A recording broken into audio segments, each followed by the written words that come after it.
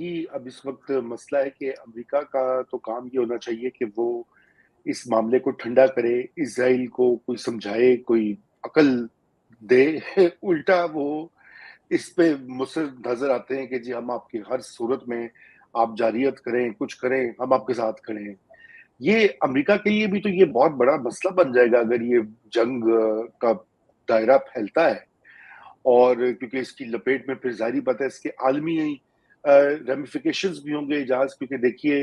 اگر security council میں بھی معاملہ جاتا ہے تو وہاں پر چین اور روس جو ہیں ان کا ویو تو فرق ہوگا امریکہ سے. روس کا اسپیشلی، وہ تو ایران کے ساتھ بڑا اتحادی رہا ہے. ذرا اس کے اوپر بھی بات کریں کہ کیا ایران نے بھی کچھ سوچ سمجھ کے یہ معاملہ آگے کیا ہے نا. 200 میزائل جو انہوں نے برسائے ہیں، ایسے ان کی کیلکولیشن تو ہوگی. تو اس کے اوپر بھی ذرا بتائیے کہ یہ عالمی تناظر میں یہ بات کہاں جائے گی؟ دیکھیں، یہ معاملہ جو ہے یہ اگر اسرائیل کا حملہ ہوتا ہے ایران کے اوپر تو پھر ایران کے پاس دو آپشنز ہوں گی. ایک تو یہ کہ جو ایسکیلیشن لیڈر جو آپ کہتے ہیں، جو سیڑھی ہے جس کے اوپر آپ اوپر جاتے ہیں، اس کے اندر اصطلاح استعمال ہوتی ہے ایسکیلیشن ڈومیننس، کہ آپ وہ جو پروسیس ہے اس کو آپ ڈومینیٹ کریں. تو اگر تو اسرائیل آئل رگز کو ڈسٹروائے کرتا ہے، نیوکلیر فیسلٹیز کو ڈسٹروائے کرتا ہے، یہ اسیسینیشن کی جو منصوبہ سازی ہو رہی ہے یہ ہوتا ہے، تو اس کا مطلب ہے کہ وہ جو ایسکیلیشن لیڈر ہے اس کے اوپر وہ کئی زینے اوپر جا کے حملہ کرے گا. اس کے بعد جو دشمن ہے جس کے اوپر ضربہ کاری لگی ہے وہ یا تو اس سیڑھی سے اترنے کی کوشش کرتا ہے،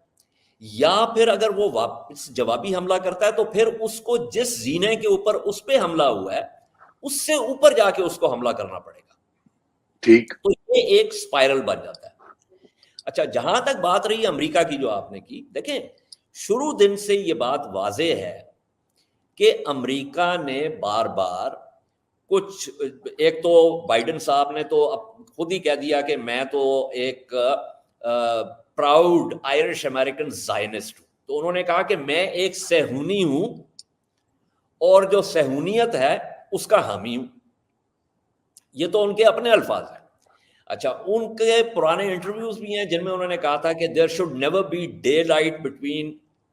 the United States and Israel, جس کا مطلب یہ ہے کہ اگر اختلافات ہیں بھی کسی معاملے پر تو ان اختلافات کے اوپر سورج کی روشنی نہیں پڑنی چاہیے. ٹھیک ہے. اچھا،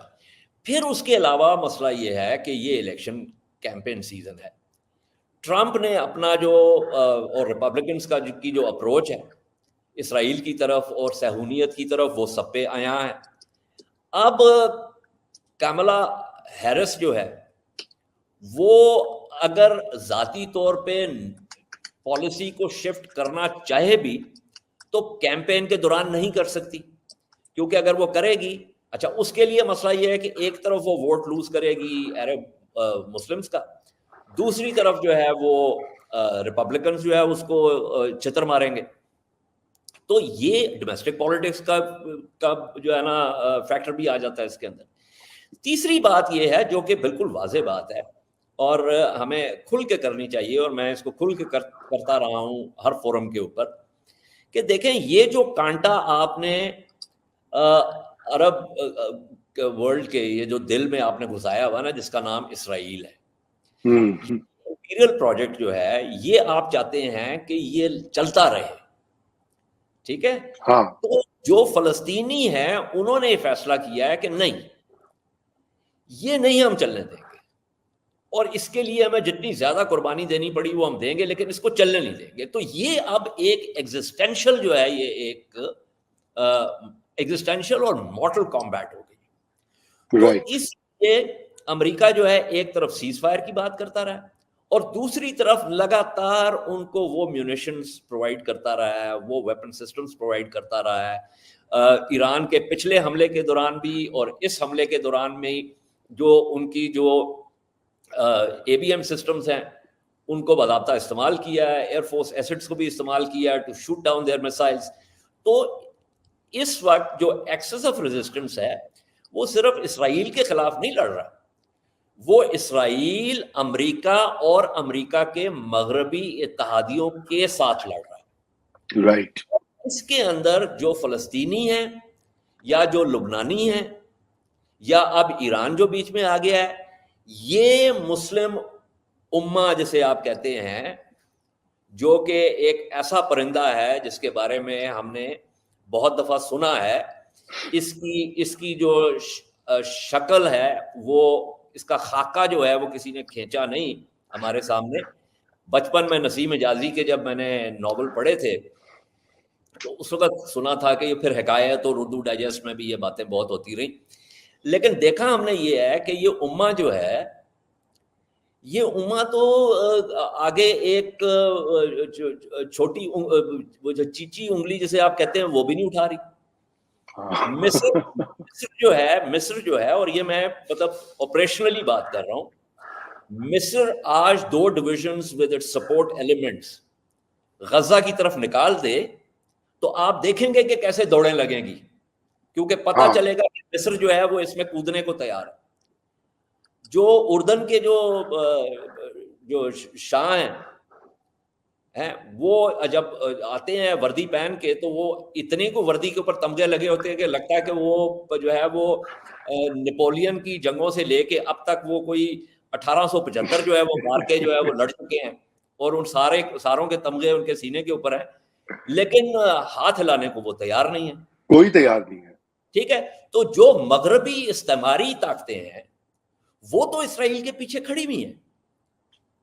اور یہ پروگرام چھوٹا، یہ رضا اصل میں مسئلہ پتہ ہے کیا، اس کے اندر کا بندہ تاریخ میں چلا جائے نا تو تاریخ میں اتنی چیزیں ہیں جو آپ کو اتنے واضح طور پہ بتاتی ہیں کہ اسرائیل جو ہے وہ کیسے بنا، وہ کس طریقے سے اس کو سپورٹ کیا گیا۔ 73 میں جسے عرب ورلڈ میں رمضان وار کہا جاتا ہے اور اسرائیلی اس کو یوم کپر وار کہتے ہیں، جب مصر نے اور سیریا کا جو آیا سرپرائز اٹیک اور جس طریقے سے بالی لائن جو ہے وہ کراس ہوئی، تو گولڈا مائر واز آن دا فون، مطلب اس نے Nixon, all of this is a matter of record, اس نے نکسن کو کہا کہ you know Israel is an existential danger. تو اس وقت برلن ایئر لفٹ کی طرح کی ایک بہت بڑی ایئر لفٹ ہوئی، ویپنز کی اور میونیشنز کی، جو اسرائیل کے پاس آئی، اور باضابطہ جو امریکن سیٹلائٹس تھے وہ اسرائیل کو ISR دے رہے تھے کہ ایجپشن ٹروپس جو ہیں وہ کہاں کہاں ہیں۔ 73 کی جنگ جو ہے وہ امریکہ نے اسرائیل کو جتوائی۔ جی بالکل ہے ایسی بات۔ اچھا